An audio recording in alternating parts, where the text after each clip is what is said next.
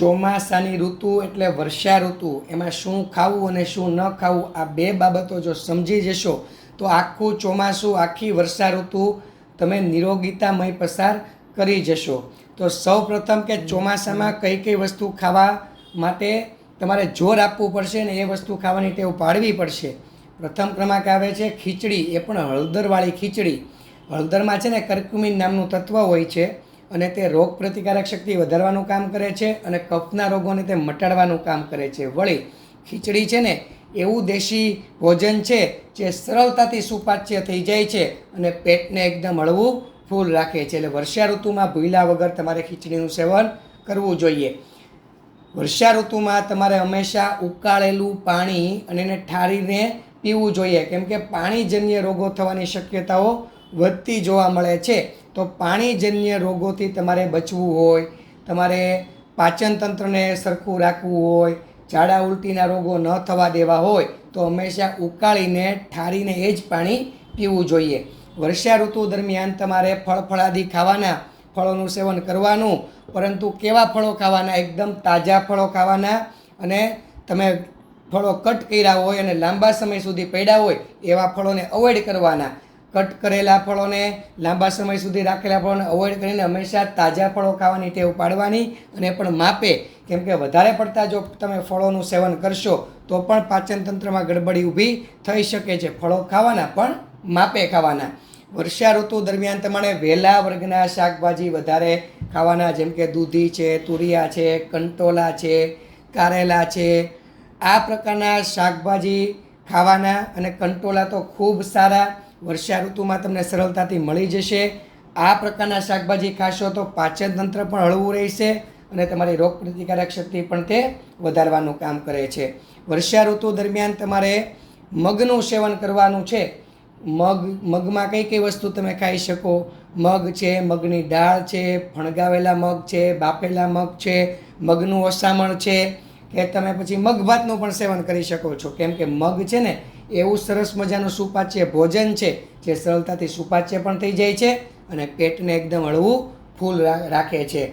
ચોમાસાની ઋતુ દરમિયાન તમારે દિવસ દરમિયાન એક વખત આદુ લીંબુનું શરબત એ પણ મધમાં બનાવેલું પીવું જોઈએ, કેમ કે કફ અને વાયુ બંનેને તે કંટ્રોલમાં રાખે છે અને તમારી રોગ પ્રતિકારક શક્તિ પણ વધારે છે અને પાચન તંત્રને એકદમ હળવું ફૂલ રાખે છે. પાચન તંત્રમાં ગડબડી બિલકુલ નથી થવા દેતું. ચોમાસાની ઋતુ દરમિયાન તમારે દિવસ દરમિયાન એક મધની ચમચી પણ ખાવી જોઈએ, કેમ કે મધ છે ને એ એન્ટીઓક્સિડન્ટ તત્વોથી ભરપૂર છે અને મધમાં કફને દૂર કરવાનો ગુણધર્મ રહેલો છે. એટલે મધ છે ને એ ચોમાસાની ઋતુ દરમિયાન એનું સેવન કરવું જોઈએ, કેમ કે ભેજને કારણે અમુક લોકોને કફ વધતો જોવા મળે છે, પરંતુ મધનું સેવન કરવાથી કફ કંટ્રોલમાં રહે છે. ડાયાબિટીસ હોય એ લોકો મધનું સેવન અવોઇડ કરવું જોઈએ.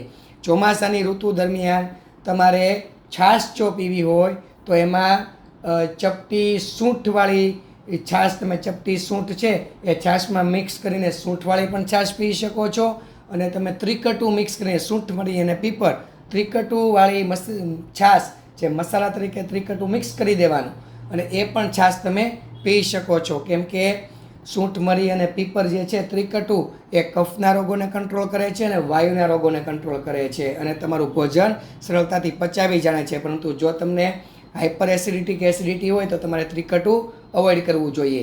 અને એકલી સૂંઠવાળી તમે છાશ પીશો તો પણ તમારું પેટ એકદમ હળવું ફૂલ રહે છે અને વાયુ અને કફ બંનેના પ્રોબ્લેમ છે એ કંટ્રોલમાં રહે છે અને પાચન શક્તિ તમારી મજબૂત થઈ જાય છે.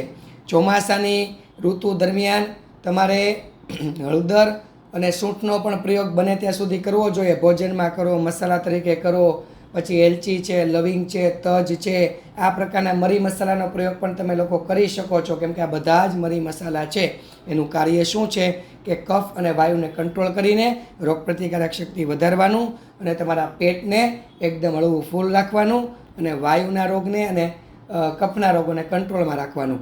ચોમાસાની ઋતુ દરમિયાન ભેજને કારણે મોટાભાગના લોકોની પાચન શક્તિ મંદ પડી જાય છે. એટલે તમારી જે પાચન શક્તિ મંદ પડે એટલે ભોજન બરાબર પચે નહીં, એટલે ત્યાંથી રોગોની ઉત્પત્તિ થાય છે. વાયુના રોગો થાય, પિત્તના રોગો થાય, કફના રોગો થાય, પેટ ભારે ભારે લાગે, થોડું કંઈ જમોને પેટ ભારે થઈ જાય, દિવસ દરમિયાન 2 થી વખત ટોયલેટ જવું પડે, એક ધારા ઓડકાર આવ્યા રાખે, ઉબકા જેવું આવ્યા રાખે, ખાવાનું મન ન થાય, અરુચિ, બેચેની, મંદાગ્નિ, આ બધા પ્રશ્ન થાય. પરંતુ મેં તમને જે ભોજન કીધું એ તમામ ભોજનનું તમે સેવન કરશો એટલે આ બધી સમસ્યામાંથી તમને લોકોને ધીરે ધીરે મુક્તિ મળી જાય છે અને થવાના ચાન્સ પણ ઘટી જાય છે. ચોમાસાની ઋતુ દરમિયાન લીલા પાંદડાવાળા શાકભાજી, જે તમામ પ્રકારની ભાજી છે જેમ કે મેથી છે, સ્પિનચ છે, આ પ્રકારની ભાજી છે તે બને ત્યાં સુધી તમારે અવોઇડ કરવી જોઈએ. પાલકની ભાજીના બધું, કેમ કે એમાં ચોમાસાની ઋતુ દરમિયાન માટી છે, ભેજ છે, જીવાત છે, આ બધી સમસ્યાઓ વધી જતી હોય છે. તો એને બને ત્યાં સુધી અવોઇડ કરો અને એનું સેવન કરવું હોય તો એને 2-3 વખત તમે સ્વચ્છ પાણીએ સાફ કરો, એને મીઠાવાળા પાણીમાં બોળી રાખો, પછી જ એનું સેવન કરો, જેનાથી જીવાતો ન આવે અને પાચન તંત્ર ખરાબ ન થાય.